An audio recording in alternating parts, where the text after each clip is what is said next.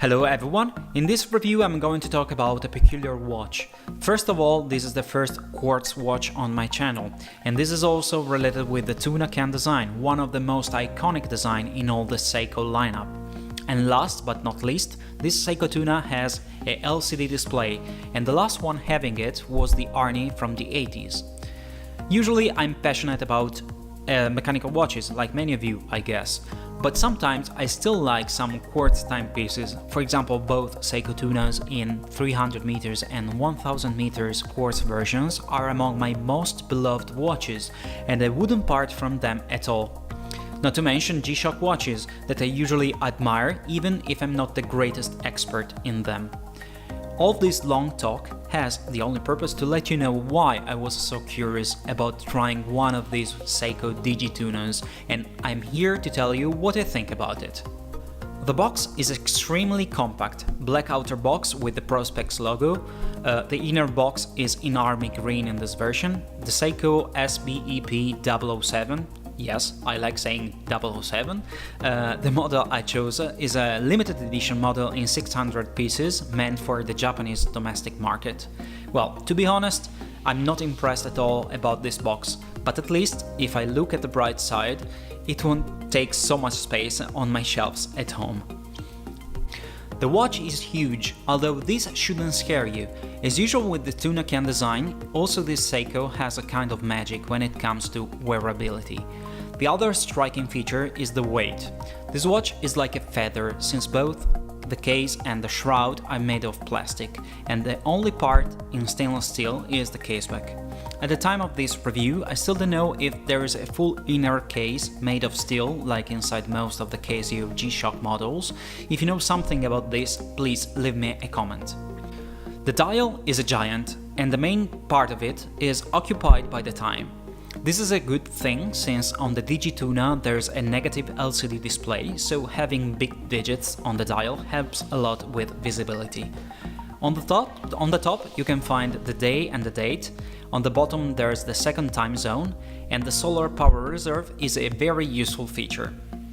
In the outer part of the dial, these segments are just showing the minutes, so that the bezel can be used like you usually do on a diver. Of course it can be used, but you won't become a big fan of it, since it has no clicks and it turns in both directions. Anyway, it gets the job done and it is tight enough.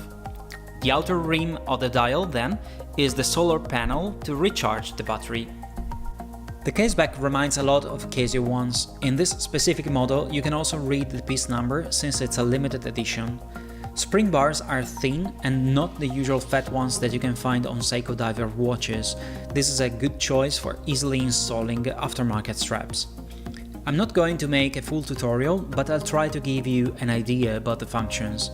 You have 4 buttons in total: set plus, set minus, adjust and mode.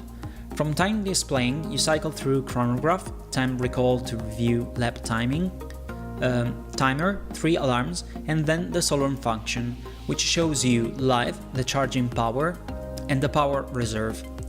I really like that you can still read the time in all the secondary functions in the lower part of the dial.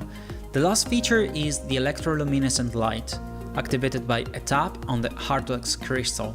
This is not even close to a tap on a touchscreen, but hitting gently with your knuckle will be enough.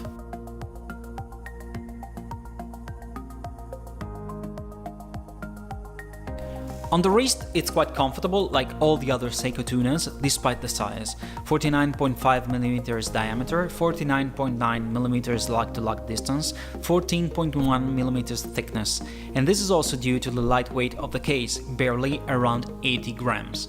This version comes with a nice military green NATO strap, and it also matches perfectly with this grey NATO strap I already had at home. What do you think about this watch? The design is awesome in every single variant released. Some reviewers say that the LCD display is difficult to read and turning on the light can be a pain. Well, I'm not having any of those issues. When you understand how you need to tap the crystal, the light turns on 10 times out of 10, and setting the contrast at the highest level makes the display easily readable in every condition. What I don't like about the SBEP007 is the bezel for sure. It's without clicks, and even if it works flawlessly, it feels a little bit cheap. Another thing that can be a problem for someone is the price. For about 300 euros, you can buy radio-controlled Casio G-Shocks with more functions, but for all Seiko Tuna fans, this is an extremely appealing option for a watch that you can wear in every type of environment without being too worried about it. As usual, I hope you liked this review. Please let me know in the comments what you think about the Seiko Digi-Tuna. If you don't want to lose my next videos, please subscribe to my channel. Follow me on Instagram and the link is down in the description. Thanks for watching, see you soon, ciao!